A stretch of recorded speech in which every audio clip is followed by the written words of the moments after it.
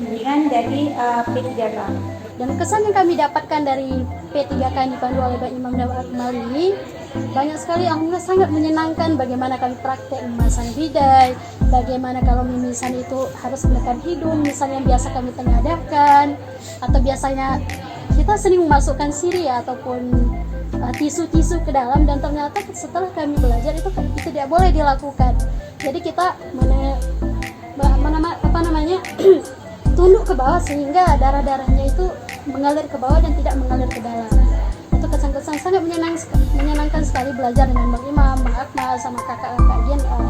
Dan harapan kami, pesannya semoga semakin banyak masyarakat dan kita yang belajar bagaimana cara P3K tadi menangani luka-luka, sehingga ketika terjadi sesuatu bukan hanya dokter atau tenaga medis yang bisa melakukan atau menangani hal tersebut, kita juga sebagai masyarakat bisa menangani luka-luka ataupun kecelakaan-kecelakaan yang terjadi pada pertolongan pertama tadi sebelum dibawa ke rumah sakit. Ilmu ini sangat penting bagi kami sebagai pengasuh asrama dalam menangani anak-anak yang pingsan. Sering kita temui anak-anak yang pingsan, kemudian kita sudah mendapatkan ilmu tersebut lah. Kemudian mungkin saran dari kami,